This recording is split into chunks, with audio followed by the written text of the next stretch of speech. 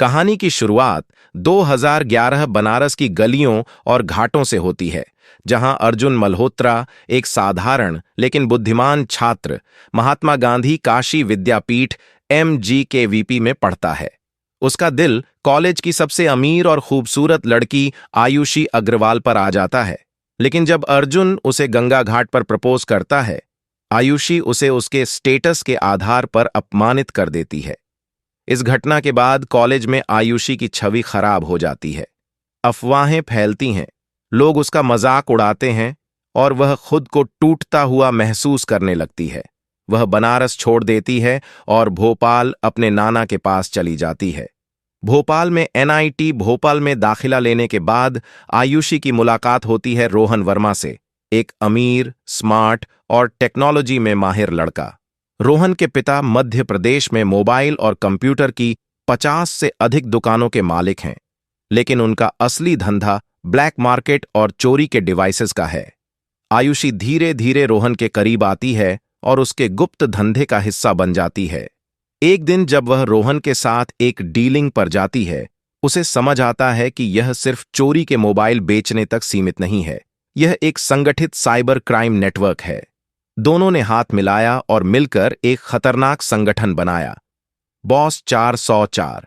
लेकिन अगले 3-4 सालों में रोहन और आयुषी ने इतना पैसा कमा लिया कि वे अपना खुद का एक आइलैंड खरीद सकते थे। उनकी कमाई का आलम यह था कि उनके पास नकदी, डिजिटल करेंसी और छिपे हुए खजाने ऐसे थे जैसे किसी फिल्मी खलनायक के पास होते हैं। लेकिन एक बड़ी दिक्कत थी, उनकी कमाई का 50% से ज्यादा ब्लैक मनी था। अगर वे इसे खुलकर इस्तेमाल करते तो सरकार को शक हो जाता और उनका पूरा साम्राज्य खतरे में पड़ सकता था। आयुषी और रोहन दोनों समझ गए कि अब उन्हें एक मास्टर प्लान की जरूरत है। एक रात भोपाल में अपने लग्जरी ऑफिस की छत पर बैठकर दोनों ने प्लान बनाना शुरू किया। आयुषी ने कहा, हमें अपने पैसे को हाइड करना होगा, लेकिन ऐसा तरीका चाहिए जो हमें साइबर दुनिया का किंग बनाए रखे और सरकार की नजरों से भी बचाए। रोहन ने अपनी कुर्सी पीछे की ओर झुकाई, एक सिगार जलाया और बोला, हमें एक ऐसा बिजनेस चाहिए जो बाहर से लीगल लगे, लेकिन अंदर से हमारा काला धंधा चलता रहे। रोहन और आयुषी का यह मास्टर प्लान टेक्नोवा के साथ जोरों पर था। तभी भारत सरकार ने मेड इन इंडिया पहल को और बढ़ावा दिया। नए नियमों के तहत सभी टेक कंपनियों को अपने प्रोडक्ट्स भारत में ही असेंबल करने का आदेश हुआ। आयुषी और रोहन ने इसे एक सुनहरा मौका माना। उन्होंने तुरंत एक फैक्ट्री खोल ली जहां स्मार्टफोन, लैपटॉप, टीवी और दूसरे स्मार्ट डिवाइसेस को असेंबल करने का काम शुरू हुआ। बाहर से यह फैक्ट्री मेड इन इंडिया के सपने को पूरा करती दिखती थी, लेकिन अंदर से ये उनके काले धंधे का नया अड्डा थी। इस फैक्ट्री में चोरी के पार्ट्स को असेंबल किया जाता, नकली IMEI नंबर डाले जाते और फर्जी सॉफ्टवेयर इंस्टॉल करके डिवाइसेस को मार्केट में उतारा जाता। इसी बीच रोहन के पिता का एक गंभीर बीमारी की वजह से देहांत हो गया। उनके जाने के बाद रोहन को अपने पिता का पूरा बिजनेस और अथाह ब्लैक मनी विरासत में मिली। अब उसके पास इतना पैसा था कि वो दुनिया के किसी भी कोने में छिप सकता था, लेकिन साथ ही खतरा भी बढ़ गया था। सरकार की नजरें अब टेक कंपनियों पर थीं और इतनी बड़ी ब्लैक मनी को छिपाना आसान नहीं था। रोहन और आयुषी को पता था कि अगर वो पकड़े गए तो उनका सारा साम्राज्य मिट्टी में मिल जाएगा। इस डर से रोहन और आयुषी ने अपना अब तक का सबसे बड़ा मास्टर प्लान बनाया। उन्होंने फैसला किया कि अपनी असली पहचान को खत्म कर वे देश से बाहर कहीं चले जाएंगे। लंबी खोज के बाद उन्हें ब्लैक मार्केट में गोवा के पास एक आइलैंड मिला, जहां एक पुरानी हवेली थी। ये आइलैंड भारत के अधिकार क्षेत्र में नहीं आता था, जिससे ये उनके लिए परफेक्ट ठिकाना था। उनका प्लान था अपनी पहचान का अंत करना और उस आइलैंड से दुनिया पर राज करना। दोनों ने अब दोहरी जिंदगी शुरू की। एक तरफ वे आम, सादगी भरी जिंदगी जीते दिखते, दूसरी तरफ उनकी शैतानी साजिशें चलती रहतीं। रोहन हैदराबाद चला गया, वहीं आयुषी गोवा में एक आम महिला बनकर रहने लगी। लेकिन खुफिया तरीके से वे उस आइलैंड पर जाते जहां से उनका साइबर साम्राज्य चलता था। वे नए नए लोगों को अपने जाल में फंसाते, किसी को EMI स्कैम में फंसाकर किसी को उनकी निजी वीडियो की धमकी देकर तो किसी को अलग तरीके से ब्लैकमेल करके उनका गुलामों का नेटवर्क बढ़ता जा रहा था। इसी बीच एक दिन आयुषी को यूट्यूब पर एक चैनल दिखा।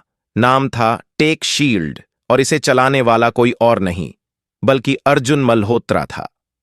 चैनल के 3 लाख से ज्यादा सब्सक्राइबर्स थे और अर्जुन टेक्नोलॉजी से जुड़े टिप्स और रिव्यूज देकर मशहूर हो रहा था। ये देखते ही आयुषी का खून खौल उठा। उसकी पुरानी नफरत फिर से जाग गई। उसने तुरंत फैसला किया कि अब अर्जुन को पूरी तरह बर्बाद करने का वक्त आ गया है। रोहन और आयुषी ने अर्जुन का गूगल अकाउंट हैक कर लिया। इसके बाद उसने टेक शील्ड चैनल को डिलीट कर दिया। फिर अर्जुन के सारे बैंक अकाउंट्स तक पहुंच बनाई और उन्हें खाली कर दिया।